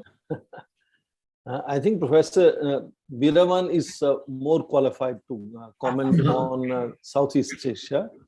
But let me just briefly mention that Taliban is today being viewed in the larger canvas, and that is the discussion today. What are the geostrategic directions that it might trigger in the larger region and the world? So this, I think, once again becomes one more significant issue for major world leaders as they focus on Indo-Pacific region, because the global focus is shifting to Indo-Pacific region, whether it is European Union or individual countries like Germany, France, Britain, or Canada. ASEAN itself has also issued its own outlook on Indo-Pacific. It all started with the United States in 2017, outlining its Indo-Pacific strategy. Indo-Pacific being the focus has brought attention to issues of rise of China, for instance, and what it means for this larger region and from there to the rest of the world. And because there is a direct contestation between the United States and China, United States has kind of repeatedly emphasized as that being the primary challenge for the region. But region has its own other challenges. Region has challenges of piracy, region has challenges of insurgencies, region has challenges of pandemic right now, region has challenges of climate change. Look at all the Pacific Island nations. They are going to face major disaster with the climate change predictions the way they are being made. So this area has its own issues. And because there is too much focus on China and threat from China, the major initiatives have been led largely by United States and its friends and allies. And United States has taken three major among others, initiatives in this. Quadrilateral security framework is one, which is bringing together Australia, Japan, India, and United States to talk about general issues of larger strategic security outlook, in which, for example, when they met in March this year online, the first Quad summit took place, they created 3 working groups for critical technologies, for pandemic, and for climate change. They had another meeting yesterday, face-to-face, in Washington, D.C., in White House, where they have added more areas like space technologies, like 5G technologies, or empowering talent among younger generations. They're focusing on these issues. That's a first initiative of United States aimed at ensuring restraint on China in the Indo-Pacific. Second initiative, very interesting, again, is called Five Eyes. That's a network of spy agencies, intelligence agencies of Canada, Australia, New Zealand, United States, and United Kingdom, 5 countries that are going to keep an eye on what Chinese are going to do, or what are other security issues that they think are important to them. And the third initiative was something that happened last week, AUKUS, Australia, UK, US military alliance or defense arrangement, in which again the advanced technologies which US normally doesn't share with others will now be shared with Australia, whether it is space technology, critical technologies, artificial intelligence, but more interesting is a nuclear submarine technology. And nuclear submarines are going to be manufactured and deployed in Asia Pacific region. So these are major issues that are becoming dominant issues of the debate. Now, what it does to Southeast Asia, what it does to ASEAN. ASEAN, despite the ritual of all these Quad nations saying, oh, we believe in centrality of ASEAN, ASEAN understands it is drifting, it is being marginalized over a period of time. The debate in Indo-Pacific is no longer is woven around ASEAN. In 1990s, all forums were ASEAN-centric forums. But now all new forums are in spite of ASEAN. Therefore, ASEAN itself has, its own reasons to be concerned as to what these new outlooks of how world is trying to engage this region with extreme focus on China, is going to marginalize ASEAN. Now, my explanation, and many people believe that is the explanation, why United States is doing that is ending up marginalizing ASEAN, is because ASEAN was created fundamentally to contain the chain reaction, the dynamo theory, the expansion of communism. Of course, China is no longer the same communist country that it was under Chairman Mao. It's a very different country today. But what happened is that in 1997, when the financial crisis happened in East Asia, China was first to jump in and help. China has become your largest trading partner and larger partner in many other issues. ASEAN is very close to China. So the fundamental principle on which ASEAN was created was it will never take any decision to hurt the core interests of any major powers, is no longer functional. It's dysfunctional because China at that time was not a major power. Today it is a major power and it is seen as a friend of ASEAN. Despite South China Sea disputes, there is no ASEAN posturing, there is no ASEAN position on South China Sea. In fact, the country that took the case to Court of Arbitration in Hague said, I don't care about the judgment. Of course, Chinese don't care for the judgment anyway. So because ASEAN was failing to be a platform to contain and socialize China into norms that West would like them to believe and comply, is why United States is now over and above taking these other initiatives, which is then impacting ASEAN. And if ASEAN gets marginalized, what it means for those countries to ensure stability, prosperity, and development of their own, because ASEAN was known for ensuring that bilateral issues are never discussed at ASEAN level. Bilateral issues virtually stopped existing. ASEAN has no bilateral issues between these nations almost. There's a common free visa to go around. But now with these disjunctions from no longer being central to the region, how will that impact the intra-ASEAN relationships? How will it impact ASEAN's leverages in dealing with China? How will it impact the leverages that these regimes held in dealing with their own insurgencies on the ground at home. Now, that is where Taliban's rise becomes directly connected to the future of ASEAN and these countries that form ASEAN together. What will happen to their capabilities to solve and deal and resolve their bilateral issues and also to control their domestic insurgencies? Now, that may come under certain stress. That is an understanding of an outsider like me, who's not even a specialist on Southeast Asia. But because you asked me, Saif, you asked me this question, so I thought, let me hazard a guess of my own. But I still believe that Professor Veeraman is a much more competent person to comment on that question. So I look forward to listening to Professor Veeraman when he speaks. Thank you. We're throwing the frisbee back to you, Dr. Veeraman. It is not true, Professor Singh, that I'm an expert of this area. Well, I think when it comes to the Taliban, to ASEAN, it concerns most to perhaps the Muslim majority countries like Indonesia, Malaysia, and to some extent Brunei Darussalam, where actually it has a very small, will have a very small impact. That the thing that we have, we've taken some refugees from Afghanistan in the first period of crisis in the early 2000. I think it shows that we still have the traumatic feelings about what happened now with the victory of Taliban in Afghanistan, that waves of refugees will go and again will come ashore to our Indonesia. And in fact, that's not the case. We will have to understand that Indonesia also see what is actually happening in Afghanistan, where China have assured that Afghanistan, Taliban Afghanistan will get some, some help, and of course the Chinese will ask the Afghanistan to behave in a way, and that is the deal that they have reached together. And the ASEAN,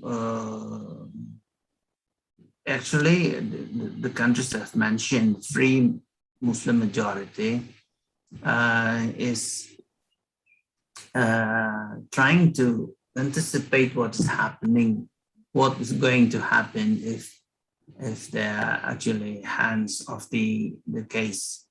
That's why the Indonesian government has provided some modest help for the the Taliban-led government to do something with the improvement of the social needs. But the most problematic and the most something that we actually been very much worried about is the link between the Taliban and elements in Indonesia would support what is it? It's not very good to say, but support radical policies. And if you see this in this internal policies, that some elements within the country has praised the victory of Taliban in Afghanistan and would like to have a very cordial relationship with them. And it could be meant anything. It could be meant so much worrying that the spirituality of this Taliban will get over to Indonesia in some ways, and it will enhance within the elements of radicalism in Indonesia, to be kind of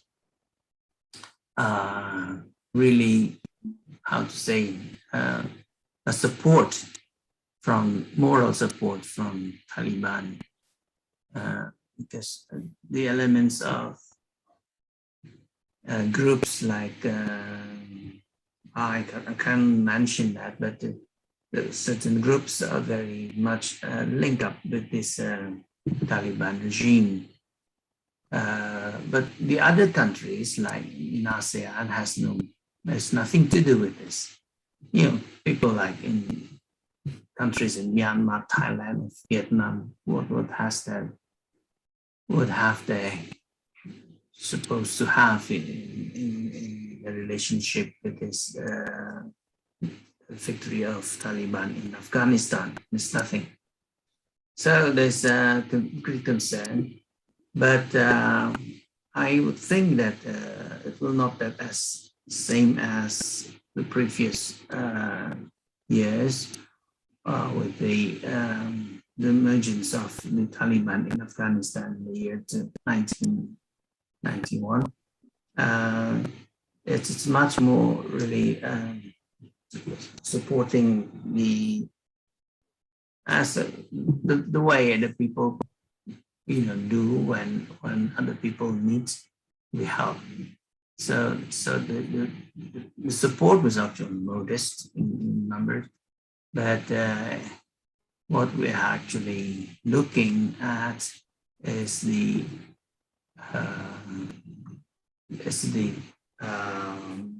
moral companionship of the Talibanism in Indonesia, who create some security concerns, I think. Thank you, Dr. Birawan. And actually, I would like to say that you actually aptly answered a question with your statement that has been delivered by the audience member who writes that from Surehati, I hope I'm saying that right. Very intriguing insights. Thank you for that. I'm wondering as what could be the role of Islamic population-dominant nation states in moderating the new Taliban in their role. And I think your statements have definitely nipped this question in the bud. There is another question that I was just messaged, and I would love it if Professor Singh could have a take on this. If the time allows, the question pertains by Ms. Arfian Shafira. If time allows, I would like to hear the speaker's take on the popular media's role and impact in managing the humanitarian issue, as Taliban seems to be actively voicing their ideology to the media, and we discussed this briefly before. Thank you very much.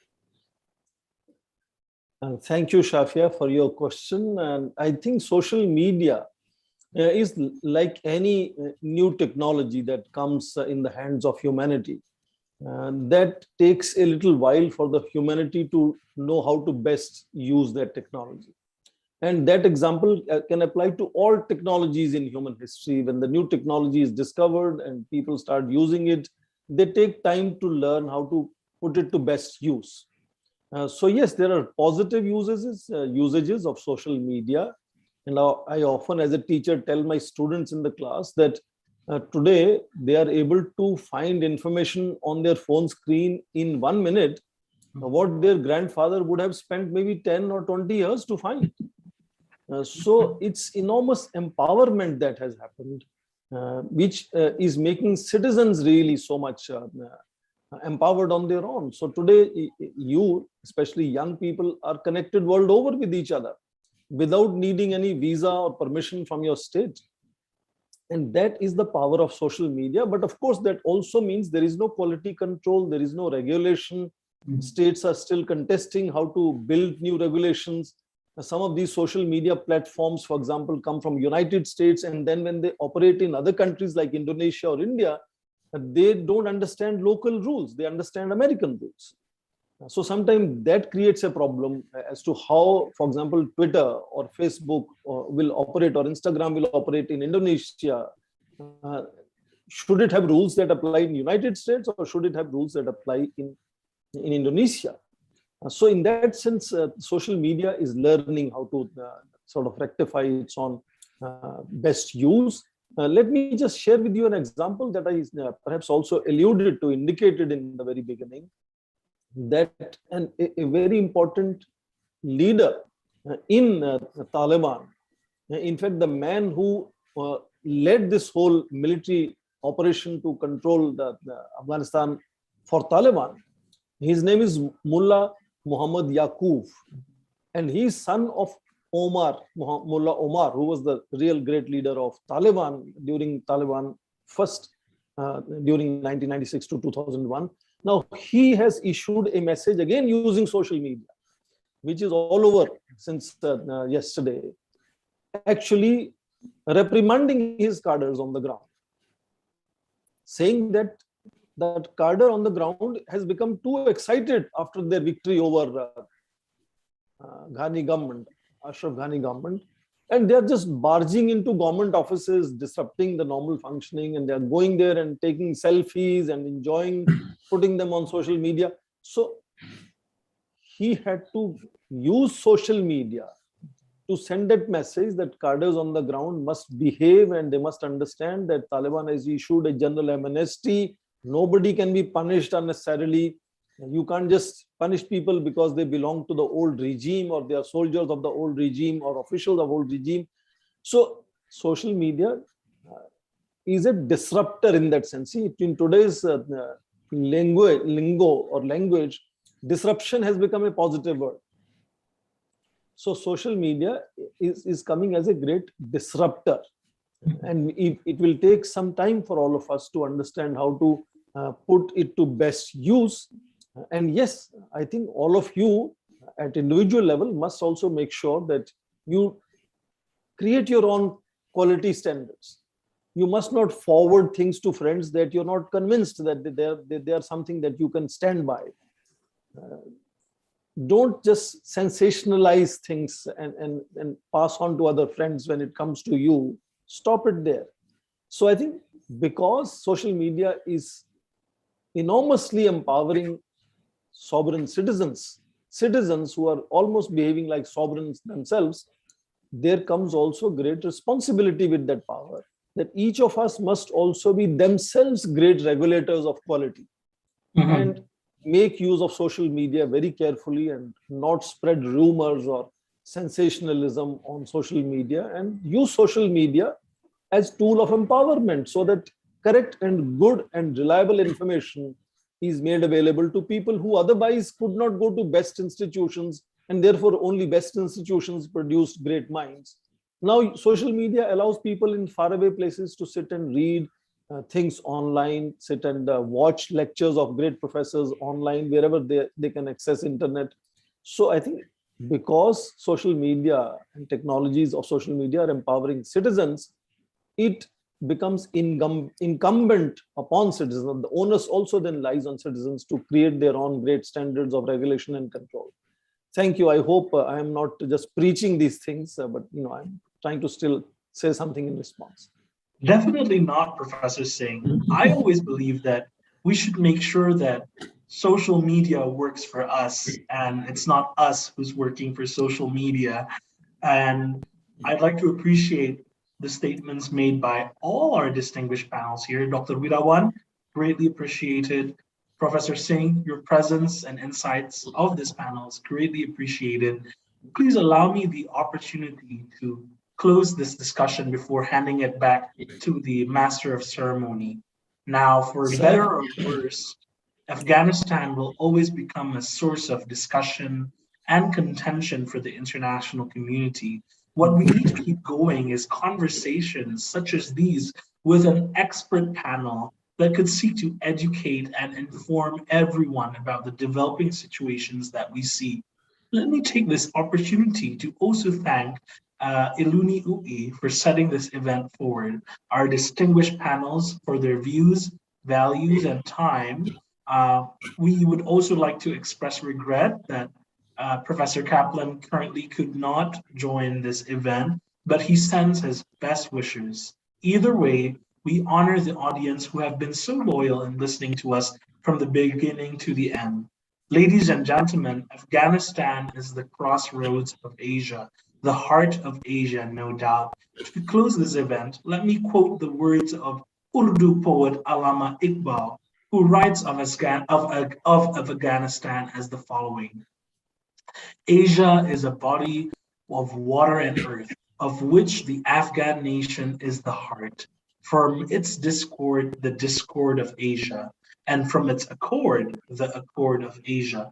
Let me also quote former British Prime Minister Neville Chamberlain, who said, "In war, whichever side may call itself the victor, they are not winners, but all are losers." Thank you, everyone, and I yield my time, our time, to the Master of Ceremony. Devandra, you have the screen. Thank you, Saif. Thank you, Saif. I was also requesting if we can have videos on of all members, and we could click a group picture.